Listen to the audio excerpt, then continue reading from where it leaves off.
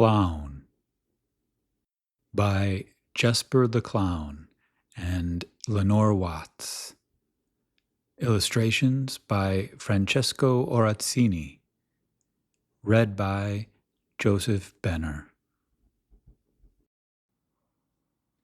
Note to reader. Many of today's clowning customs, the red nose, face paint, etc., can be traced back to an ancient tribe of nomadic entertainers known as the Klaun. The members of this clan have guarded their secret lineage for centuries while hiding in plain sight throughout the world. This book contains the story of the Klaun, an origin story covertly passed down to the youth of each clown generation. Until recently, this story has only been shared with descendants of the Klaun. Prologue. My name is Lenore Watts. I go by Lenny. Once upon a time, I was a successful journalist, but now I mostly just drink, smoke, and steal. I'm 30 tomorrow, almost broke, sick and tired all the time. Not exactly sure how I ended up like this, but completely sure it's my own fault.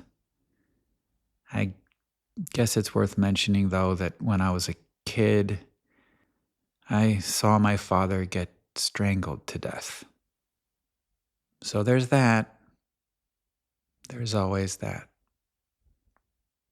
And Mom passed a few months back, so that's about it for family.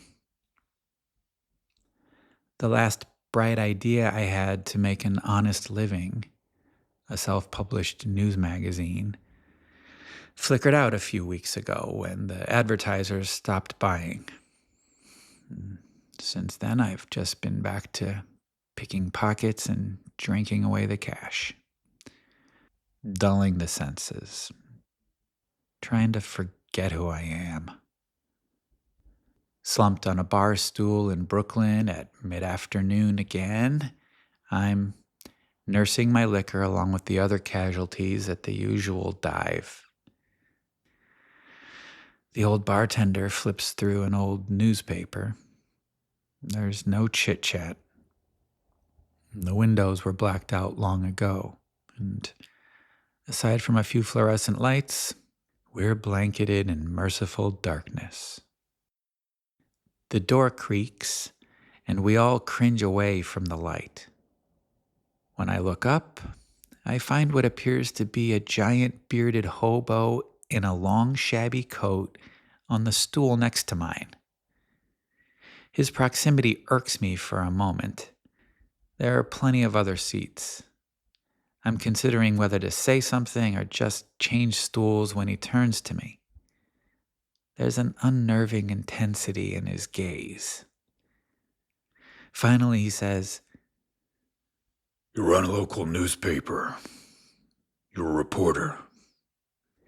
I'm a bit thrown for a second, but quickly figure he's seen me around town or even in that very bar selling ad space to the owner.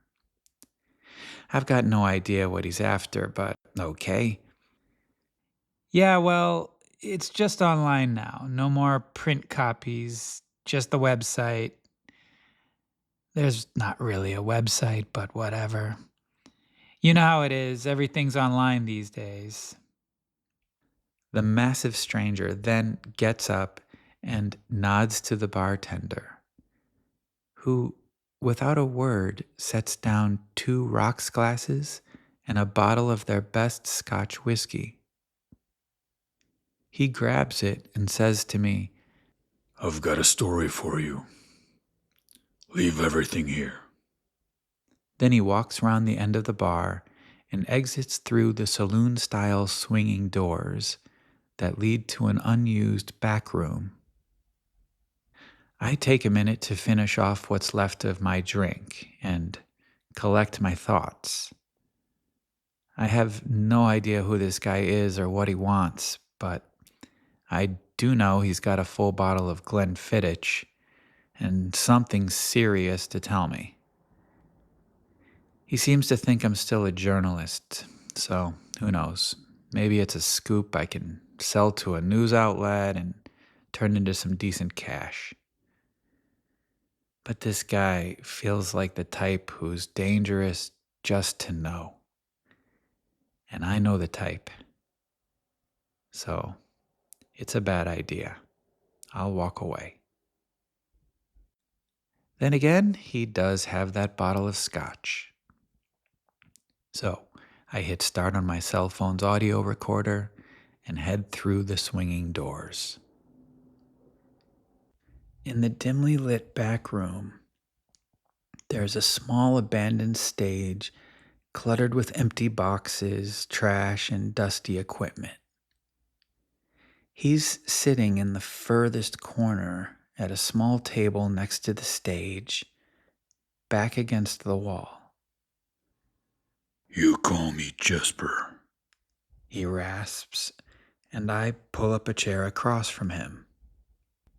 He fills both of our glasses, slugs his down, and refills it. I raise my own glass and awkwardly offer a cheers, which he ignores aside from a slight grunt. He's slowly shifting his gaze between his glass, the door, and me. It's then I realize that he's situated himself to monitor the doorway. Clearly, this is a mistake. I grab my glass, take a gulp, and set my phone on the table to record. The following is a transcript of that recording. Jesper's eyes flash toward the doors again before he whispers, You remember that little kid that went missing about 2 years back? The little rich girl from Crown Heights that disappeared from that street fair. I think so, yeah. The blonde one, right? Yeah, sure. And you remember how the kid's body was left on the parents' doorstep, and when the cops finally found the son of a bitch had done it, he'd already been beaten to death? Yeah. And they thought maybe the father was the one who'd killed him, but they never figured it out, right? Yeah, sure. I remember all that. Why? Well, I can tell you for a fact it was not that child's father who put that animal down. Okay, so who was it then? You think you know who? I catch Jesper's cold stare and realize this is a stupid question. By the time I'd finally tracked him down, it was too late. He'd probably just killed the poor girl just moments before I got there. I was too late. I'd planned to make killing him look like a suicide, but when I saw the kid, well, everything went red, you know? Shit. Yeah, so anyway, once I was done with him, I wrapped her as carefully as I could and I left her outside her family's home. The cops and the media all thought the murderer had set the girl's body outside her parents' home to taunt them or something. And that's how they took it. And for that, I'm sorry. I regret that. I don't know. Maybe I should have left a note or something. I don't know. But I'm sorry about that. I didn't mean to upset them. My intention was just to get them their daughter's body back.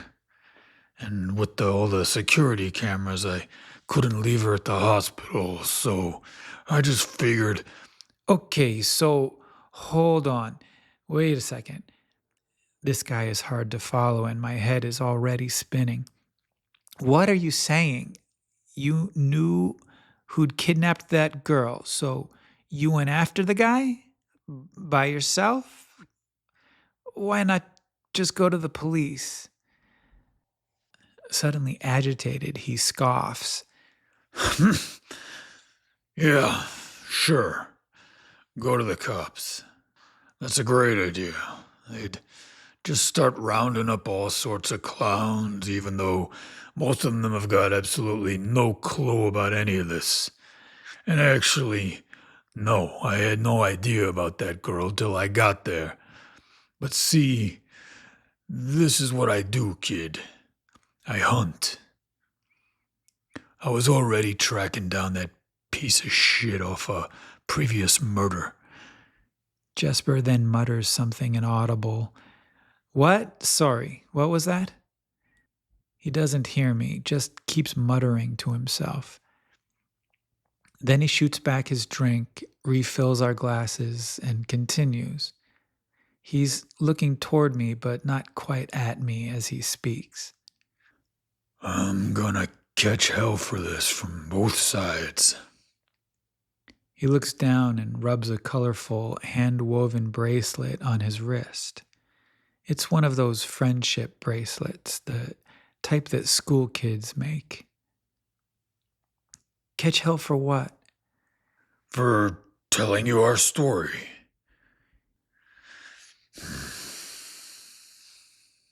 But it's out of control. We've got to tell people about clowns. There's just no getting around it anymore. Hell, they've already broken the code 1,000 times anyway. I'm sure of that. People already know about us, and all of a sudden we might lose this war, and badly. We're too outnumbered, so we gotta do something. We've gotta warn people before it's too late. That's twice now he's mentioned clowns. At first I'd assumed it was just an expression, but now it sinks in as I notice traces of white makeup caked deep into his wrinkles and stuck at the roots of his beard and eyebrows. So hold on a second. What's gotten out of control? What war are you talking about? And what are you telling me, you're an actual clown or something? With a K. It's Klaun. Klaun. And it's time for the world to know our story. It's time for the people to know about clowns. Jesper drops silent and stares vacantly at his glass. He's somewhere between solemn and sullen as several minutes quietly pass. I'm at a loss, so I flip my phone over on the table and reveal that we are recording, that we've been recording, and I slide the microphone part a bit closer to him. He glares at the recorder, then at me, but suddenly softens as he looks down and fiddles with that bracelet again. Just as quickly he stiffens again and neither blinks nor breathes. He catches me off guard when he suddenly blurts out, They eat them. They eat the kids. "What? What are you talking about? Who eats kids?" Jesper leans away, cocks his head back, and squints down his nose at me. One of the barflies stumbles through the swinging doors to use the bathroom, and Jesper abruptly returns to his drink, alternately taking sips and staring blankly down at the table. It's like an illness washes over him, and I get the feeling he's going to get up to leave. But as soon as the guy exits the bathroom and is out of sight, Jesper continues. They cannibalize people, especially children. He rubs that bracelet again. Innocent children, for God's sake. I'm speechless. I finish off my drink and somewhat brazenly grab the bottle and refill my own glass. All I can do is stare at him and look for some sign that he's putting me on. But I can't shake the feeling this is no joke. I know. It sounds crazy, but when you know our story, when you know about clown history, you'll get a better grasp of it all and it starts to make more sense. Okay, well, All right, so I decided the best way to tell you about the clown, at least to start, is to tell you the same way it was first told to me when I was a kid. So I brought this. he reaches into one of the deep pockets of his black coat. See, there's this old folk tale in clown culture that's passed down from generation to generation. He holds up what looks like a small leather-bound journal and carefully places it on the table. It's told to every clown child on the eve of their 10th birthday as a kind of bedtime story. But the thing is, it's more history than fiction, you see, so I guess folktale is kind of the wrong word for it. But it's told like one, 'cause it's for kids to inform them about their secret heritage and also to sort of prime them, so to speak, for the unusual lives, let's just say, that they'll have to face as clown. It's an initiation, really. Then they wake up the next morning on their birthday, and it all begins. What begins? Everything. Learning what it is to be clown and preparing for it. Training. Joining the fold. We both take another swig. Then I gently pick up the bottle, top off Jesper's glass, and nod toward the notebook. Jesper leans forward, breathes deep, and slowly opens The Story of the Clown. Note to reader. The following is a transcript of Jesper the Klaun telling the story of his people's secret history and cultural origins. No substantive changes have been made to this transcript, but with Jesper's approval, a few minor grammar adjustments have been made for clarity. The Story of the Clown. Chapter 1. During the Dark Ages, a colorful tribe of nomads traveled amongst the forest realms, uplifting the spirits of whomever they met along their route. They were a cheerful clan of entertainers known as the Clown. Physical expression came naturally to every clown, and they spontaneously danced, flipped, and cartwheeled through their days. An active, jubilant people with bright smiles and kind hearts, the Clown were full of beauty and love. The Clown had sparkling eyes and round, cherubic little noses that would turn bright pink with exercise or chilly weather. To the Clown, the pink nose was a sign of health and vigor. Thus, they would sometimes adorn the tips of their noses with a single dab of red paste to express their vitality. So, wait, that's how the whole clown nose thing got started? That's where it comes from? His eyes dance as he looks up at me. Oh, we're just getting started, kid.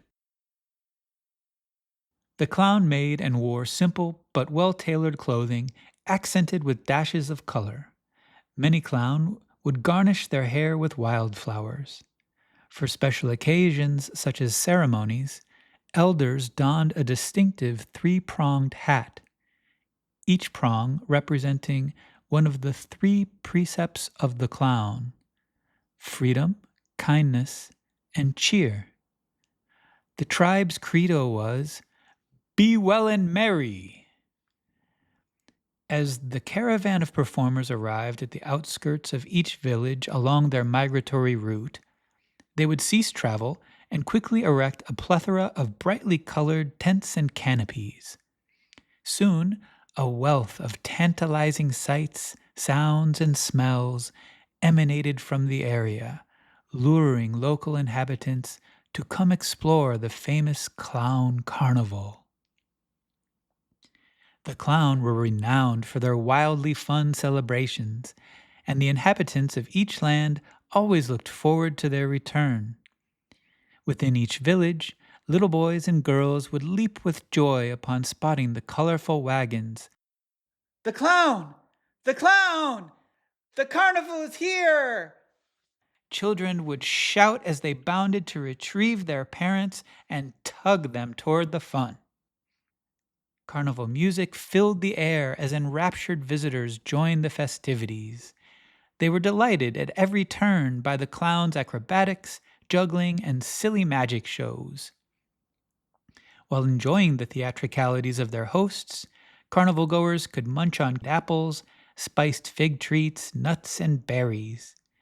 Many clown also made and sold beautiful garments, marionettes, crafts, and baubles. And a few times throughout the day, the crowds would be directed toward the largest tent for the more spectacular performances, where clown troupes performed elaborate skits combining physical comedy with stunt riding on horseback and magic tricks.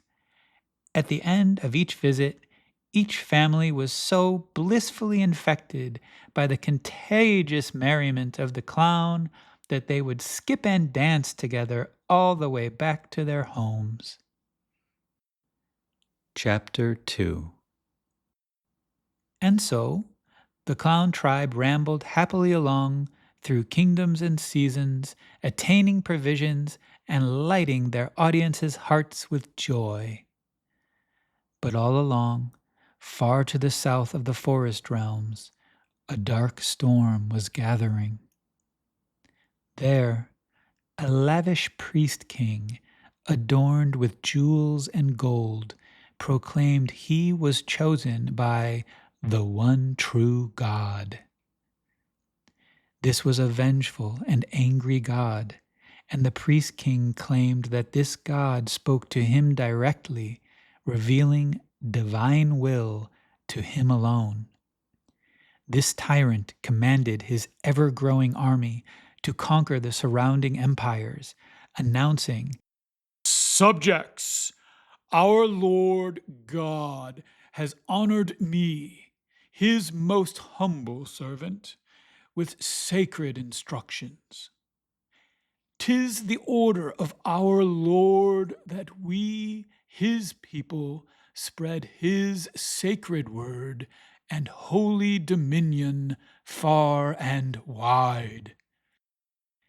The priest king's holy army ruthlessly complied as they captured, tortured, and killed anyone who refused to obey the priest king and worship his God. With unrelenting violence, the priest king conquered kingdom after kingdom, pushing the borders of his rule across the lands. Years passed in this way, and his dominion grew ever greater. In time, his holy army encroached upon the kingdoms of the forest realms. Scores of brave citizens took up weapons and joined their king's armies, making valiant efforts to defend their homes and families. But they were quickly vanquished. Soon, the first kingdom of the forest realms was conquered. Survivors living under the priest king's rule had their spiritual and cultural traditions outlawed or appropriated as he sought to replace their identities with his religion. Traditional music was banned and instruments were smashed. Religious scripts were burned, spiritual totems confiscated, and places of worship destroyed. Conservative codes of conduct and dress, particularly for females, were enforced with brutality. The Klaun tribe were panicked by the invasion and looked for guidance from their two leaders, a pair of half-brothers known as Jobo and Flecky. The pair were born of different clown mothers and were far apart in age, and neither of them had ever known their shared father, who was not of the clan. This fatherlessness had always pained Jobo, so when Flecky was born, Jobo vowed to fill that role for his baby brother. The half-brothers were very close, but also quite different. Flecky was impulsive and charismatic, while Jobo was more contemplative and introverted. Together, they struck a balance which served the tribe well. Flecky believed the clown should respond to the priest king's invasion by joining one of the forest realm's armies in battle. But the gentler Jobo, wishing to keep his people from harm, explained, We're a peaceful tribe, Fleck. We know almost nothing of real violence. No. This time will pass. Eventually, the kings of the realms will unite and these invaders will retreat. Seasons always change. In the meantime, the best thing for our clan is to stay true to who we are. We will reroute our travels away from the besieged areas and stay within the free lands. We shall continue to perform. Now, more than ever, we must bring cheer and hope to the villagers. Though a bit of a ruffian, Flecky was fiercely loyal to his older brother and trusted his judgment. So, as he had always done, he worked in concert with Jobo to keep the clan united. Flecky was very persuasive, a boisterous, overbearing, but charming rascal with a big toothy smile. He made the rounds that night and soon had all of the clan feeling rallied and hopeful about Jobo's plan. But wherever the clown caravan traveled, word of the encroaching holy army's savagery had so filled the people's hearts with dread that they were no longer captivated by the clown's antics. And before long, only a few separate parts of the forest realms remained free, cutting off the clown's migratory path. The two chiefs knew that their tribe had to retreat deep into the forest. "Brothers and sisters, take heart," Flecky told the tribe, "for Jobo has had another vision. We shall retain our freedom, tucked safely within the trees, until this scourge passes." The clown were no strangers to the woods, but it had been generations since they needed to survive primarily off the land. As the popularity of their performances had grown over the years, they had become more and more able to acquire all they needed from the provincial markets. Now, though, all of their food had to be hunted and foraged. It was a perilous struggle, fraught with hungry predators, poisonous plants, and dark forest spirits. But with Jobo's wisdom and Flecky's goading, the clown were able to adapt, making homes in the forest within their carnival tents.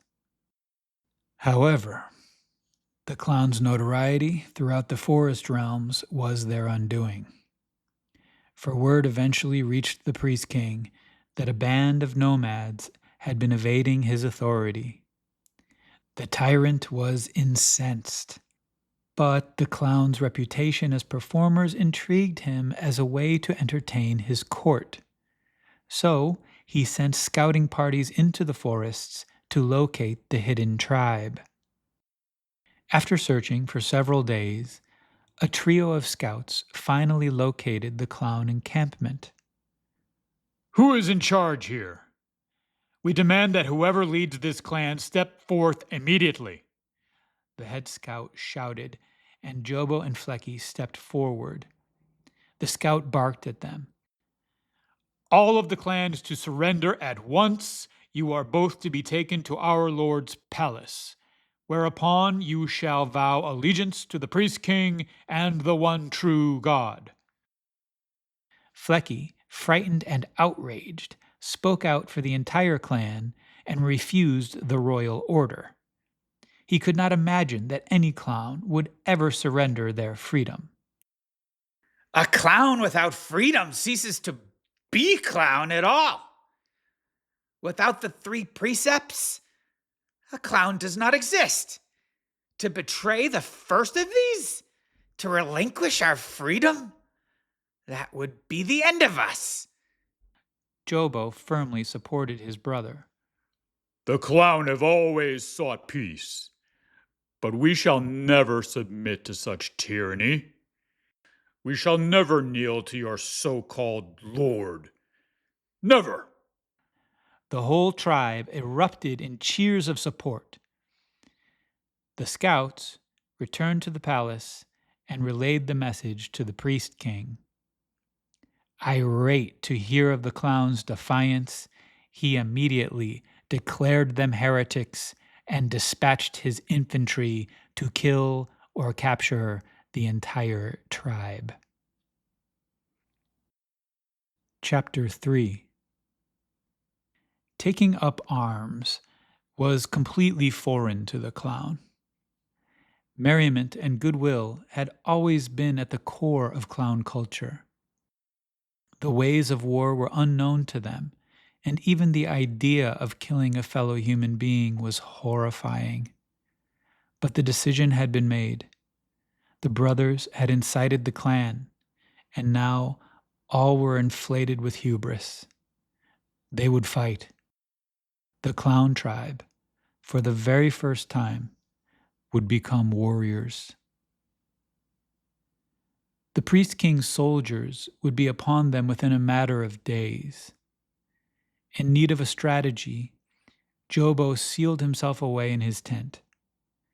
When he finally emerged, Flecky gathered the tribe to hear their wise leader's vision. Clown warriors, hear me. This battle is ours. To reach us, the invaders will have little choice but to travel along the great river at the base of the ravine. It is there that we shall time our attack from the high ground. It is there that we shall crush the enslavers and retain our freedom. The warriors roared in support, and then Jobo lowered his voice and continued. But that shall not be our only advantage. Oh no. To bolster our strength, we shall call upon vengeful spirits to join us. It is well known that specters of the murdered are doomed to wander the earth until their deaths are avenged. It is the only way to disentangle themselves from this world. And so, first, we shall use chalk to whiten our skin to the pallor of corpses, and then we shall summon the spirits of the Holy Army's victims to enter our bodies and empower us with their fury, to finally exact their revenge, and gain their liberation. These desperate souls are sure to oblige. Together, we all shall find salvation through this battle. Flecky spouted, "Aha! And so, when the priest king's murderous soldiers, those deathmongers, come for us, they will realize their fate. They will cower in repentance as their nightmares come true, and a vengeful army of the dead is unleashed upon them." Hoofa! The clown warriors cheered. Hoofa! Although emboldened by this plan and committed to victory, each warrior solemnly reflected on the end of the clown tribe's peaceful existence as they applied their war paint and prepared for battle. To make their undead army even more bizarre, in addition to the full-body corpse makeup, many clown dyed, stretched, and glued their wiry hair straight out, creating a frightful appearance. They wore mismatched garments, and some donned the three-pronged hat. The final touch was to adorn their noses with the customary spot of red. For weapons, the clown made do with what was at hand: clubs, shovels, scythes, knives, chains, spikes, hammers, poles, saws, and axes. Though traditionally peaceful, they were a physically formidable tribe. Their life of travel and acrobatics had made them strong and agile. With little effort, they quickly learned how to wield their weapons. Based upon what they had heard about the clown's peaceful nature, the Holy Royal troops anticipated little to no resistance. But they were not to meet the sweet-tempered clown described in the stories of the villagers who adored them. Threatened with mortal violence, and with nowhere to run or hide, the formerly gentle travelers had turned into desperate beasts. Chapter 4. The clown remained vigilant with posted sentinels, and late one night they sighted the incoming soldiers. As dawn approached, the Holy Royal troops arrived between the riverbank and a steep hill where the painted warriors were lying in wait. As the clown peered through the waning darkness, the roar of the powerful river filled their ears as they muttered spells for the ghosts of the priest king's victims to inhabit them. Dawn tinged the sky, and the clown stealthily rose and advanced over the ridge and through the shadows, quickening their pace with each step. They reached full speed, weapons raised, just as the sun broke behind them. Chains whirling overhead, axes and hammers hoisted and cocked, the possessed killers burst out with cackles of frenzied laughter and descended upon their victims. Gwa-ha-ha-ha! Thwack! Ha-ha! Splat! They maniacally crushed bones and sliced flesh as the petrified soldiers tried to comprehend the deathly creatures attacking them. Oh my God! Ah, no, please! Slash! The cacophony of laughter and screams reached a fever pitch as the clown's furor rose with each killing. They shrieked with psychotic delight, romping through the blood of their would-be captors. Soon, every soldier lay in a pool of red. Chapter 5. When the few soldiers who managed to escape the bizarre onslaught returned to the castle, they attempted to report the attack, but they were petrified and their accounts made little sense. "'Tis the dead," one soldier whimpered. They're coming. Yes, it was. They were undead," another said. And painted for war. Do you see? War paint. They're back. All of those people we killed, all those innocent people oh God, they've come back for us. Disgusted, the priest king executed each of the messengers himself and ordered 5 times the troops to return and capture the clown. "Bring me the heretics," he commanded. "Those heathens will pay for their defiance." Flecky was eager for more blood, and once the clan had spotted the approaching soldiers, he rallied the clown warriors for the battle. But seeing how outnumbered they were, Jobo knew they stood no chance. To his brother's chagrin, he persuaded the clan to surrender, and they were all taken captive. But as they were being loaded onto the prison carriages, 12 clown were randomly pulled from the line, one of whom was Flecky's mother, Olla. Once the cages were locked, the unfortunate dozen were lined up on their knees. Then, one by one, in sight of the whole clan, each of their heads was cut off. Flecky exploded into grief and rage. He set his ire on Jobo. If we had not surrendered, Mother would be alive, he cried. It is your fault, Jobo. You coward. You killed Mother. You killed her. Jobo was filled with sorrow.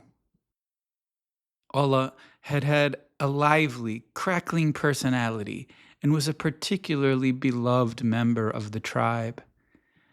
Jobo adored her as everyone else did, and even regarded her as a second mother. Though he reminded Flecky of this, it was too late. Flecky was indignant and unforgiving. From then on, the bond between the two brothers was broken. And as they split, so too did the tribe. The heads of the 12 decapitated clown were taken ahead of the prison carriages and impaled upon 2 rows of long pikes leading into the castle gate. Then the captured clown were sadistically transported through the ghoulish display and taken to the dungeon. Chapter 6. It soon became clear to the imprisoned clan that they had been spared death only to be enslaved as performers for the priest king's court. At any moment, His Holy Majesty might snap his holy fingers and demand amusement. At these times, a clown slave would be taken from the dungeon and quickly costumed to perform. Along with being forced to wear a colorful, tight-fitting jumpsuit and curly-toed shoes, the priest king further humiliated the performers by forcing them to ironically wear the 3-pronged hat that had once symbolized their tribe's freedom. The priest king now referred to the clown as jesters, since they were expected to charm their royal audiences with performances of whimsical jest.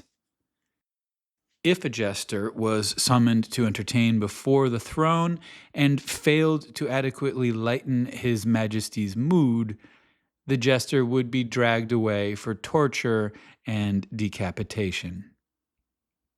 His or her head then piked and displayed along with the others.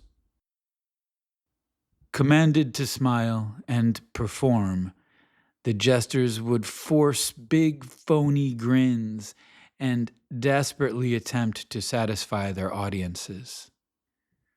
Those not beheaded would be rewarded with mead and table scraps before being returned to the prison. But constantly feigning happiness while being tormented and degraded could only lead to madness. Chapter 7. With each humiliating jester performance, a clown gained some food, but lost a piece of themselves. They were filled with intense shame as they grinned and danced like puppets before their master. Those jesters most often chosen to perform began to hate themselves. Fear of torture pushed them on, but not fear of death. The life-affirming flame that had once defined the clown was now but a flicker, and they hoped only for numbness from the pain of their absurd existence. Disgusted with what they had become, the jesters' debasement knew no bounds, and they made their performances, costumes, and makeup increasingly ludicrous. They began performing in an imbecilic manner, laughing moronically, bonking themselves on the head, and feigning tripping or clumsily bumping into things. These self-deprecating performances were a huge success with the royal audiences. They delighted in seeing the clown, who had once defied their power and defeated their soldiers, reduced to laughable fools. As they came up with more and more ridiculous costumes, it was permitted to replace the jester uniforms. Many wore garishly bright and ballooning, multicolored one-pieces with exaggerated collars and cuffs. They also began to wear grossly oversized shoes, enhancing their clumsy and foolish appearance.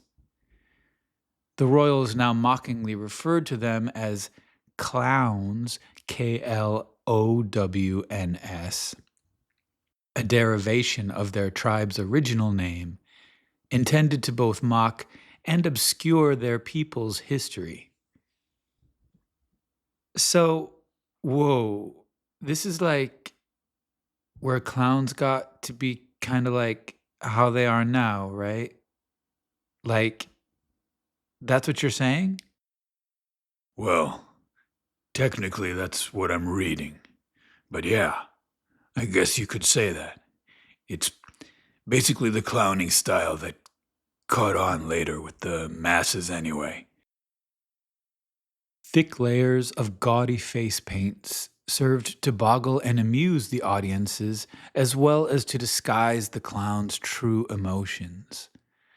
Their traditional dab of red on the nose became a grotesque splotch covering the entire tip, and they also dyed their hair garish colors. To improve the illusion of cheer, a clown would, quote, put on a happy face and paint a giant red grin across the mouth. Some added large amounts of blue eyeshadow as well. Most importantly, all clowns smeared their skin with the chalky white corpse makeup, as they all felt dead inside. In addition to entertaining the court, clowns were often called upon for celebrations such as holidays and birthdays. As their spirits were broken through the years of torment, security measures were loosened and they were rarely shackled. The Klaun were mere shells of the fearsome warriors that had once laid waste to an entire detachment of soldiers. They were now seen as harmless, silly fools. Clown shows were a particular delight to kids. So they were often used at birthday parties for children of royalty or nobility. To add to their torment, clowns had to endure frequent jeering from the more ill-behaved children.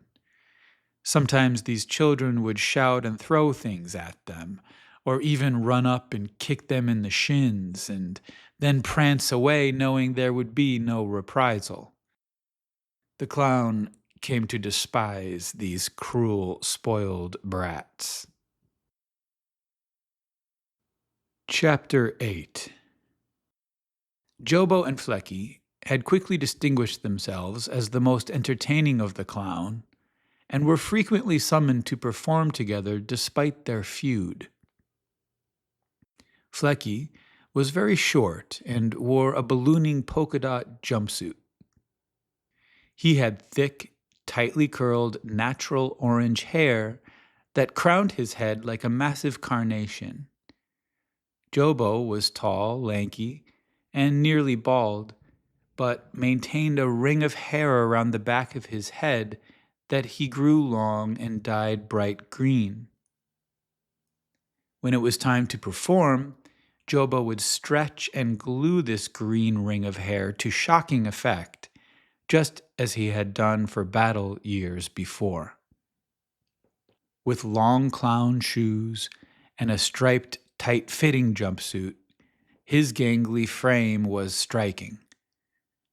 The brothers captured their audience's attention the moment they leapt on stage, and their showmanship was unmatched. But over the years of enslavement, ever since the killing of Flecky's mother, the two brothers split farther and farther apart. To endure the suffering of slavery, Jobo became reclusive and turned his mind inward, altering his consciousness to flee his agony. For Flecky, each passing year of slavery and debasement further inflamed the rage that had consumed his heart. He seethed with hate for their royal captors, and some clown regarded this abiding anger as strength. Half of the tribe continued to regard Jobo as their chief, no matter how disconnected he became. But the other half gravitated behind Flecky. The clan was divided.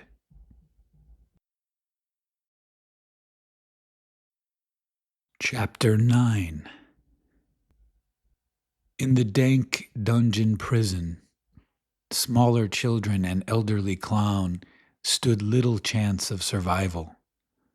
Starvation withered them down to feckless skeletons wrapped in rice paper skin. Dying of hunger and desperate for food, all but Jobo eventually resorted to eating the flesh of those that perished in the dungeon. Finally feeding upon fresh meat so debauched some of the clown that they developed a craving for it and began ravenously eyeing the meek of their tribe. Flecky did not even require the meat, as he was regularly rewarded with scraps when he and Jobo performed. But consuming people's flesh was all that soothed the pain that infected him. It was only after burying his teeth into human flesh and feeling the warmth of its digestion that Flecky could finally take a deep breath and see clearly. His rage was sated, and he was momentarily free. He was almost himself again. But when his hunger returned, it was always twice as strong and consumed him with agony. In his growing madness, Flecky began to conceive of this craving for human flesh as a latent condition in all clown. He convinced his followers, the Fleckers, that all clown are born with a natural need for human meat. Feel not shame for your hunger, nor the pleasure this meat provides. We have deep within us a hunger that no clown can deny, a hunger only satiated by eating special meat. It is an undesirable condition, perhaps, but it is our nature. And it is only by obeying our true nature that we become our true selves. The rest of the clan, guided by the gentle Jobo, disregarded Flecky's claims. As Flecky preached to his sect that all clown were born cannibals, Jobo gathered his group, the Jobins, into a circle of chants and meditations. Chapter 10. One early morning, after working an all-night festival, Jobo was returned to the dungeon and was met with looks of guilt and disgrace. He learned that during the night, his gravely ill young nephew had died and been immediately torn from his mother's arms and devoured. Jobo felt a twitch of anger, but crumbled to the ground, too crushed by grief to move. Jobo's sister was catatonic, and he neither slept nor left her side for days as he fell into a deep depression and contemplated all of the suffering that the priest king had inflicted upon the clan. During Jobo's dark ruminations, Flecky chattered incessantly into his ear, implanting his cannibalistic vision of the clown. On the third day, as Flecky whispered his psychotic beliefs to his brother, he slipped a sliver of dried human flesh into Jobo's mouth. Before he could resist, the nutrients of the meat immediately revived and confused him. How can this taste so good? He wondered. How can eating this flesh feel so right? With each satiating bite, Flecky's whisperings made more and more sense to Jobo, and his mind gradually bent to believe that his people, the clown, were indeed born cannibals. As he gnawed on the tough, dry meat through the night, he was convinced that his hunger must come from a deep, inherent need for it. The next day, Jobo finally arose from his trance. It is the royals who destroyed our way of life, he intoned. It is the royals who enslave us. It is the royals who imprison us. It is the royals who torture us. It is the royals who kill us. And it is the royals who must pay. I understand what I am now, what we all are. I know what clown require. But this sick priest, this priest king, He forces us to feed upon ourselves, to eat our own kin, our loved ones, our own children. They make us eat our own children. But I have seen the way. Brothers and sisters, I know what must be done. Jobo's eyes glowed with clarity of purpose. Finally, the path is clear. Flecky grinned wide, and as in his days long since past, he rallied the clan behind his brother's plan. He preached Jobo's righteous vision of retribution to the Fleckers, infusing them with a sense of vengeful purpose. The Jobins, however, were dejected to see their leader become so maddened by grief. They also craved revenge and escape, but were revolted by his murderous plot. Chapter 11. The opportunity arrived for Jobo and Flecky to enact the heinous plan when they were summoned for a children's birthday party. The celebration was for a duke's son who was turning 7. Jobo and Flecky were boarded into 2 small prison carriages and transported to the event. Upon arriving at their destination, the pair were unloaded and immediately sent to pitch their small dressing tent and prepare themselves. Birthday celebrations for the children of nobility were extravagant affairs, often held outdoors with over 100 guests in attendance. Various games, lavish buffets, musical entertainment, and a clown show were staple birthday party activities.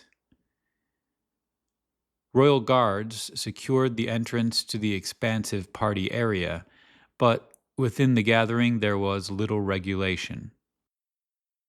Clown performers were typically allotted a place to pitch one of their small tents to use as a costume changing room and to store props. This benefited Jobo and Flecky in that it gave them a measure of privacy. They found a spot on the outskirts of the great lawn, pitched their tent, and donned their costumes and makeup. Dozens of royal and noble children attended the celebration. The band struck up a festive tune, and soon a carefree merriment pervaded the party. Children scampered about, blowing horns and playing various childhood games as their chaperones absently chatted over pastries, cheeses, and fine liqueurs. The 2 clowns made their rounds, entertaining children and adults alike with their usual routines of juggling, magic, and acrobatic buffoonery. Jobo knew he had found his mark when he spotted a stout little boy eyeing a shiny, golden, honey-glazed pear on a dessert table reserved for the adults. When the child reached for the forbidden treat, an adult slapped his hand and shooed him away. As the boy vented his frustration by twisting the arm of a smaller child, Jobo crept behind the bully. He bent down and whispered, "A special treat awaits you, my boy, and it is from the grown-ups' table." With a glance at the pair, Jobo continued, "After dinner, when no one is looking, you must sneak away to the clown tent to claim your prize. But tell no one. Remember, 'tis a secret just for you." As the picnic dinner was served, Jobo and Flecky swiped a pair and returned to their tiny tent. Finally, as dinner was concluding, the boy scurried in their direction. He was a soft, spoiled child dressed in silk and velvet, and he clutched a large piece of cake that he had taken from another child at the party. The music started up again, and the children began spilling back onto the great lawn to frolic. The boy hunched down at the treed edge of the party area and considered the clown tent as he stuffed himself with cake. The time had finally come. Jobo and Flecky popped their grinning heads through the tent's flaps. Face covered in frosting, the boy smirked at the two clowns leaning from the tent. Jobo beckoned the child near as Flecky baited him with the coveted golden pear. The gluttonous child glanced toward the shrieking children playing on the lawn, considered how jealous they would be of the forbidden treat, and then bolted for the prize. He lunged for the pear, but Flecky yanked it away and the boy tumbled into the tent.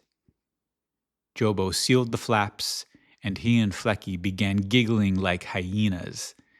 The confused child nervously giggled along, but his nervousness turned to fright as the clown's laughter grew into manic cackles.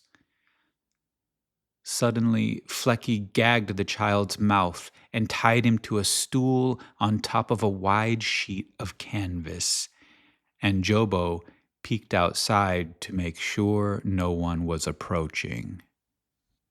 Jobo staggered for a moment, and his hands trembled. Flecky feasted his eyes on the privileged, helpless brat. Gazing maniacally at the boy, Flecky savored every muffled scream. It was the sound of retribution. But Jobo suddenly felt faint. His stomach lurched, and the striped tent began to spin. Flecky, meanwhile, with a sadistic grin frozen wide, was entranced by the boy's fear as he slowly approached. He leaned in so close that the child could smell his makeup and rancid breath, feel the hunger in his eyes, and know his intent. Flecky left the boy's legs fastened to the stool, but slowly untied his wrists. As he released the rope, he noticed a glint of hope in the boy's eyes and burst out laughing as he gripped down hard on the tiny forearms. Then Flecky turned abruptly silent and stared straight into the child's eyes. He grabbed and squeezed each of the child's small palms, extending the plump little fingers which he brought to his lips. Teasingly, he mock-nibbled on the tender morsels as he gazed at the trembling boy. "Num, num, num, num," Flecky taunted. "I'm gonna eat you. Num, num, num, num. I'm gonna eat you up." The terrified child was shocked to silence. Flecky stopped, turned to Jobo, and whispered, "Showtime." His eyes flashed wildly at Jobo, inviting him to grab hold onto one of the child's plump arms. This was the moment of revenge Jobo had imagined, but with the opportunity finally in front of him, he was struck with vertigo and regret. The tent was spinning and his ears rang as darkness encroached into his vision. Just as Jobo lost consciousness, He saw Flecky's teeth sink down into the boy's forearm. A flash of a bloody smile, a drip from a chin. He was eating the boy alive. Flecky then gnawed off one of the boy's fingers and teased his gagging, squealing victim. Oh, quiet down now. It'll all be over soon. As soon as I'm done eating this, I'll just slit your throat. Jobo grabbed Flecky by the neck and slammed him to the ground. He pressed a knee down hard into Flecky's chest as he leaned over him and croaked, Stop! Flecky! It's not! This is wrong! Jobo stood, and Flecky gasped and choked as he got up and then mumbled indignantly while wiping the blood from his face and hands. He put on a new costume and reapplied his white makeup.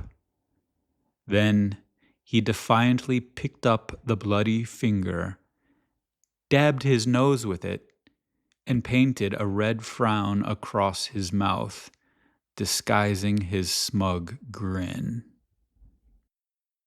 Both of the clowns then rolled the child up inside the sheet of canvas, with Jobo making sure the barely conscious boy was silenced but able to breathe.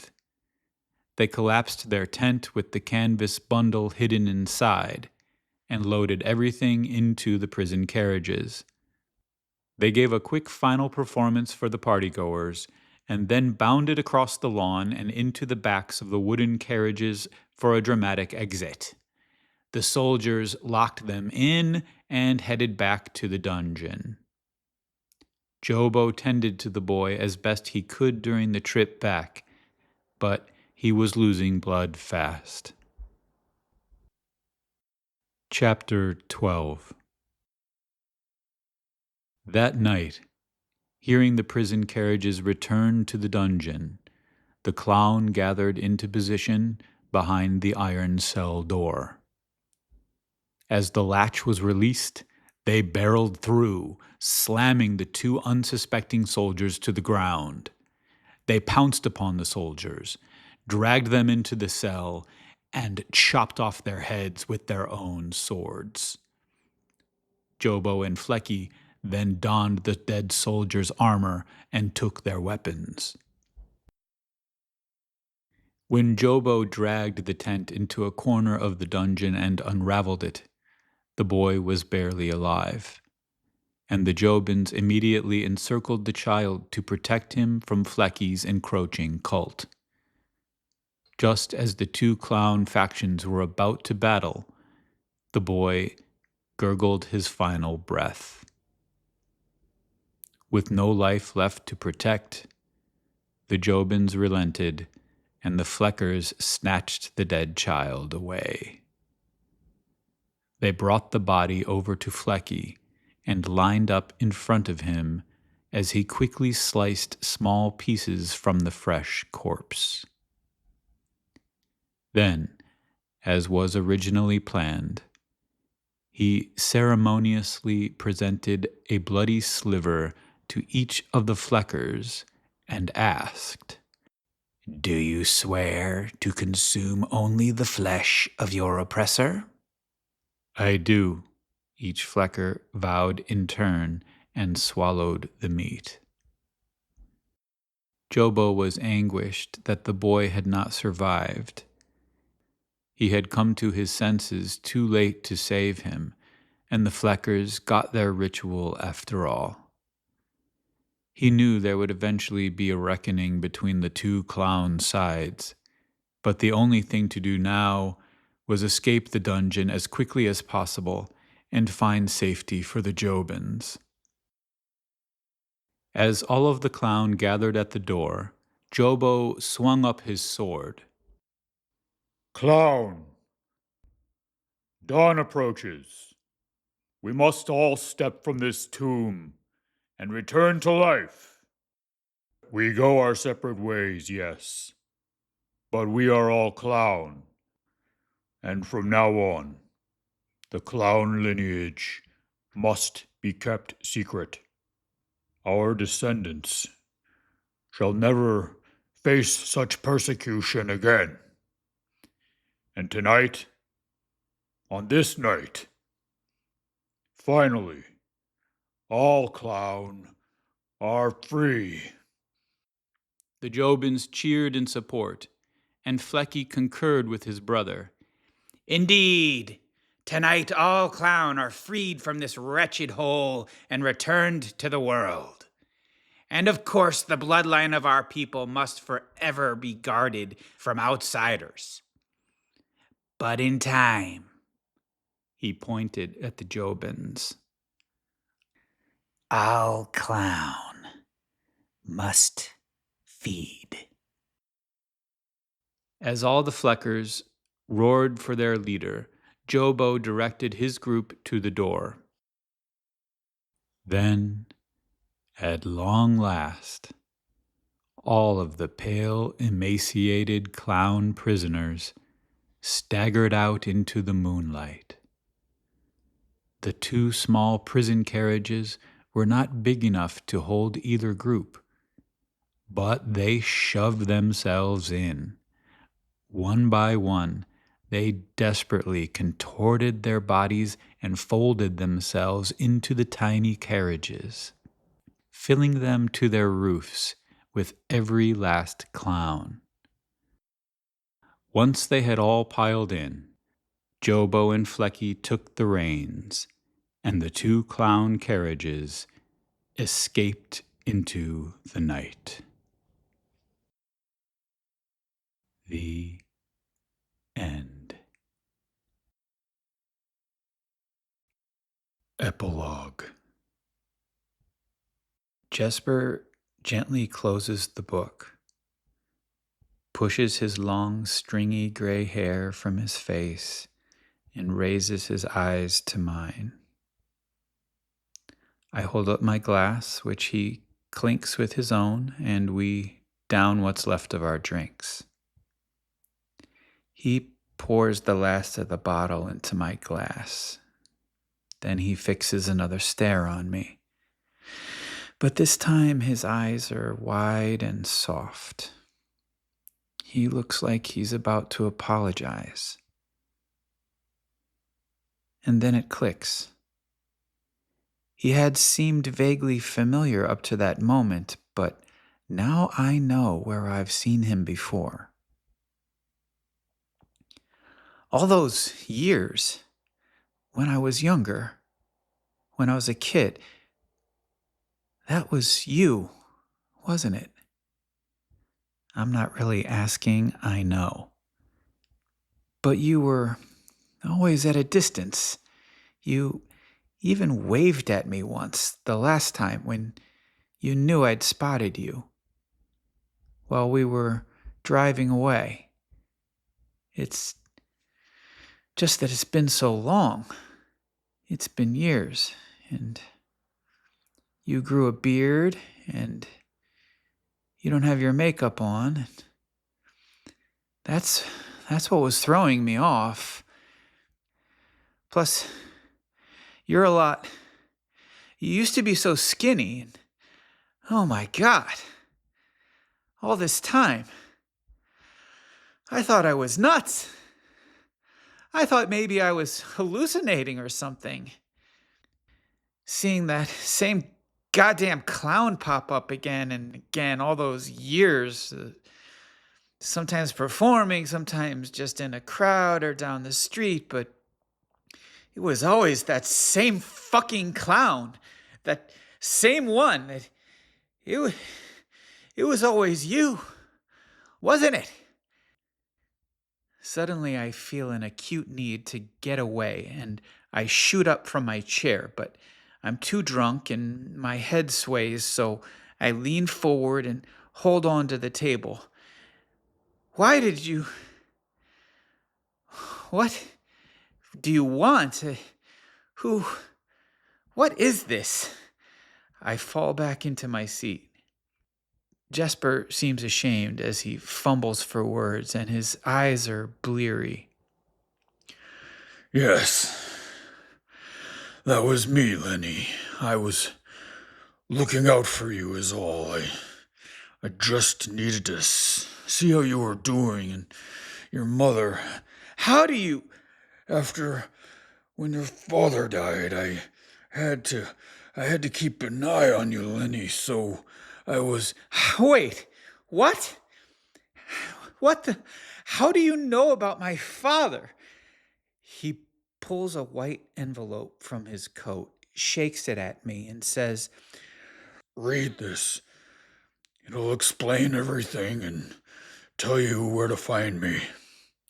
I'm sorry, Lenny. Then he tucks the letter into the leather storybook, which he sets in front of me as he gets up and says, This book, it's yours now. Whatever you decide. He pauses next to me as he leaves and grips my shoulder. Lenny, the Flickers, they know who you are.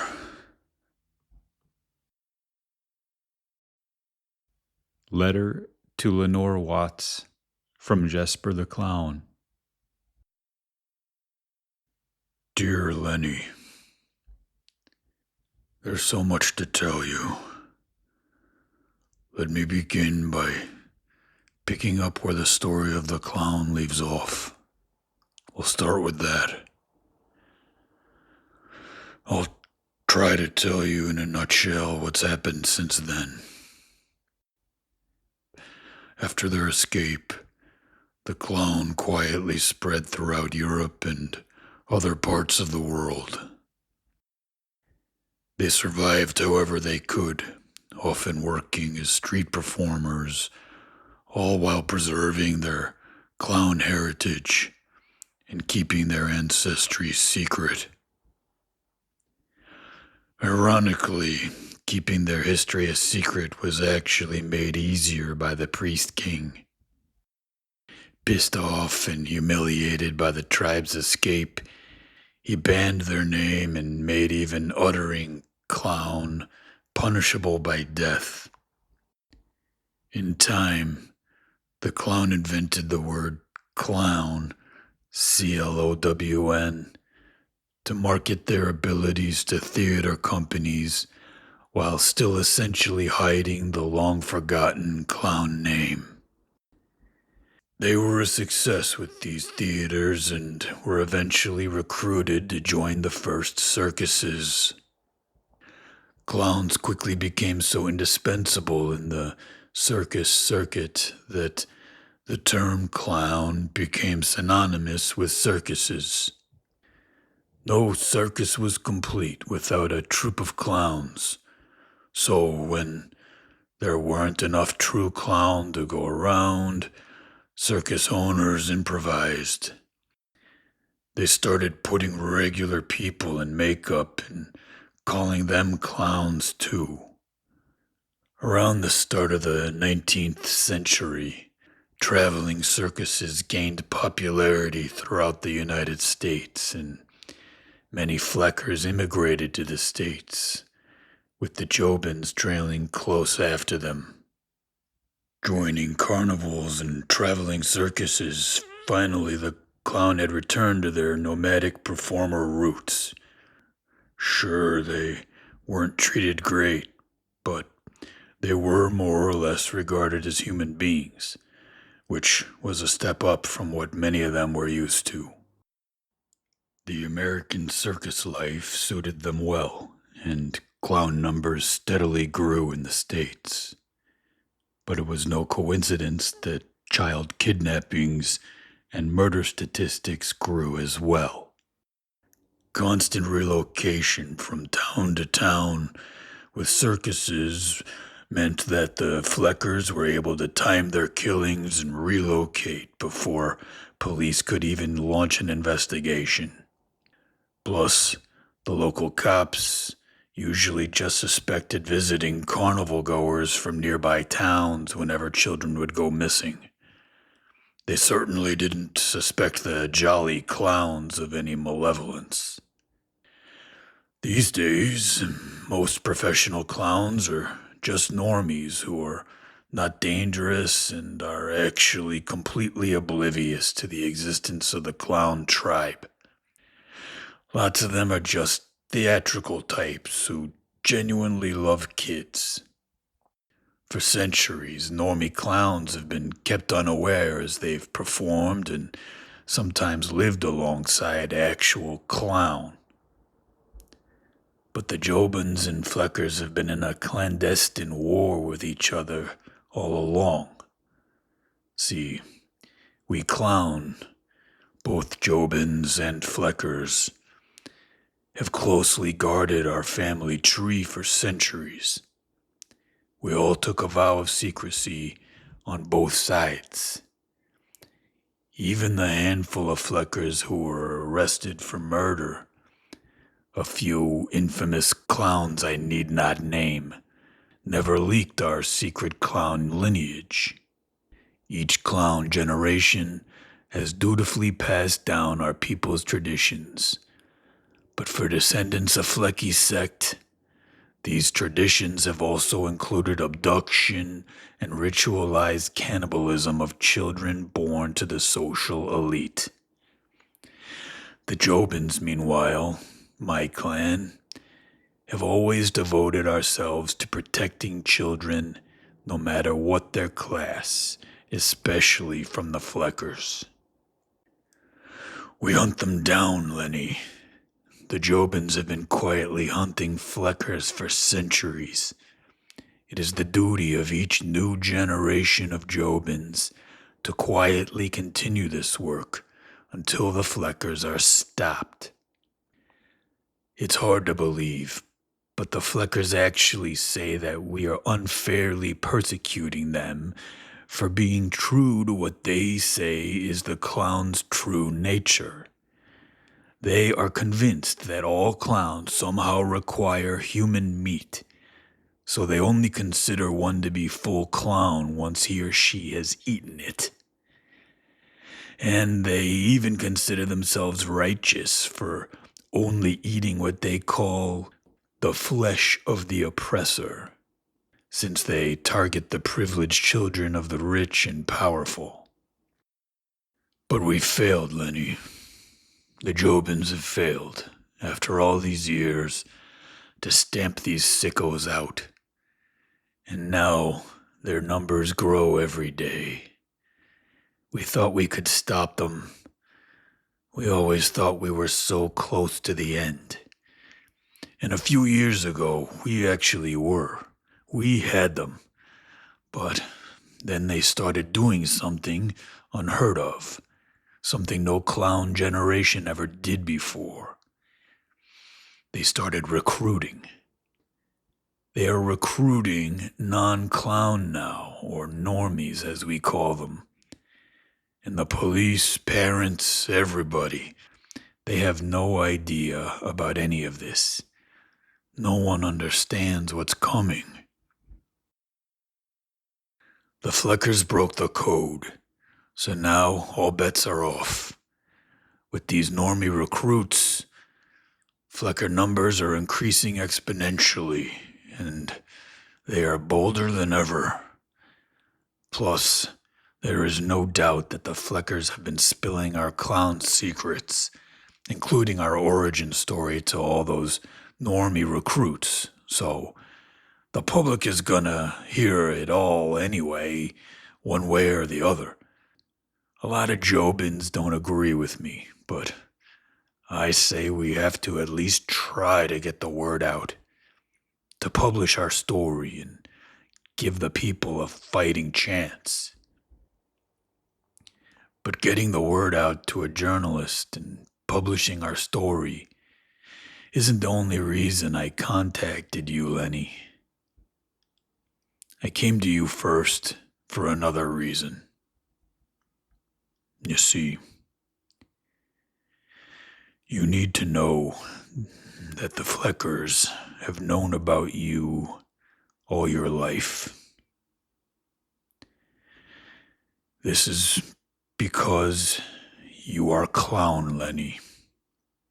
You are a born clown. Your mother was a normie, but your father was a Flecker. I understand this will be hard to swallow, but it is the truth. So, you are a part of all this, whether you like it or not. I'm sorry. The Fleckers will be coming for you now, and when they find you, they will treat you with all the affection of a long-lost daughter, which you sort of are. They will make you feel like a princess and tell you all sorts of lies to get you to join them. But if you refuse, Lenny, they will cut your throat. Have no illusions about this. Once they have exposed their Flecker identities to you, there is absolutely no way they will allow you to continue breathing without pledging your loyalty and joining them. That day at your house, when I finally tracked down your father, you were 8 years old. I had identified him weeks before as the murderer of a toddler found dead in the local mountains. The boy's body was actually found charred on a spit, like a roasted pig, over what had been your father's campfire. I'm sorry, Lenny, but your father was a very evil man, as bad as they come. So, I ended him. I'm sorry you saw what you did. I didn't mean for you to see it happen. I thought you weren't home that day. But he was a Flecker, and you have to understand that when Fleckers have children with normies, the result is always the same. At some point before the child's 10th birthday, they always murder the normie parent. Always. That way, when the kid hits 10 years old, they are free to raise him or her as a Flecker. I paid your uncles a visit once your father was gone, and let's just say I made them promise to leave you and your mother alone after that. She would raise you as a normie, all of us clown would stay out of your life, and that would be that. Lenny, I want you to know that your mom never knew what a monster your father was. He led a double life. That's why he was away on business so much. He never told your mom that he was clown, let alone a goddamn Flecker. She didn't know. Not only was your mom an innocent normie, but she was a sweet lady, and I can promise you, she never knew your father was a killer. She did her best to raise you, but as you know, she was never the same after all that. So, I kept checking up on you to make sure the Fleckers didn't suck you in and make you one of them. I also wanted to make sure they didn't hurt your mother. Over the years, I had to give your uncles a few reminders of their promises to leave you two alone. And by reminders, I mean broken appendages. I guess ever since that day you saw me kill your dad, I've felt responsible for you. It was traumatic for you, I know. And I'm sorry it went that way. I'm sorry you saw that. It wasn't the plan. After that, I just wanted to make sure you turned out all right. The Fleckers finally got the message and have kept their distance since then. But I can't hold them off any longer. With the whole recruitment push the Fleckers are doing, They are set on finding you again and bringing you into the fold. They say a great battle is coming, so they are looking for every possible soldier, especially ones with true clown blood like you. I'm sorry it's come to this. There is no running from this, Lenny. You've been a part of the clown war since the day you were born. You just never knew it. I kept telling myself I could keep you from it, but I think deep down I always knew this day would come. Now that I've told you the secret story of your clown ancestors, you are finally what we call a realized clown. You see, each clown parent or guardian transcribes the story of the clown into a book, reads it to their child on the eve of their 10th birthday, and then gives it to him or her. This is exactly what I've done for you today, Lenny. 20 years late, sure, but I've done it. So now you are finally realized. You are officially initiated. You keep this book safe. It's yours. Yes, your relatives are Fleckers, Lenny, and they will be coming to claim you. But your life is not theirs. It's yours. Nobody owns you, Lenny. I mean, the clown were around before Jobo and Flecky anyway. So you're clown, Lenny. That much is for sure. But you have a choice that few clown have ever had before. You can decide for yourself which side you're on. Of course, this shouldn't be a tough call. The Fleckers are goddamn psychopaths. But they will try to confuse and convince you that you belong with them. Just remember the Jobins will have your back if you join us. And yes, I'm aware that you've become quite the thief. I was upset about this at first, but the truth is that this skill will make you an immediate asset to whoever you join. But again, let me be clear that this is a decision you cannot delay. They will be coming for you any day now. I really am sorry for all this, Lenny. I know you've been battling some demons, and I know I've been one of them.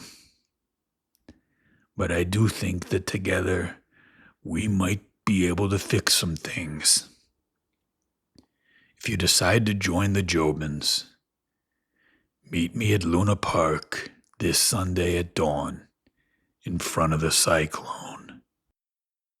I will teach you all I can. Jesper the Klaun.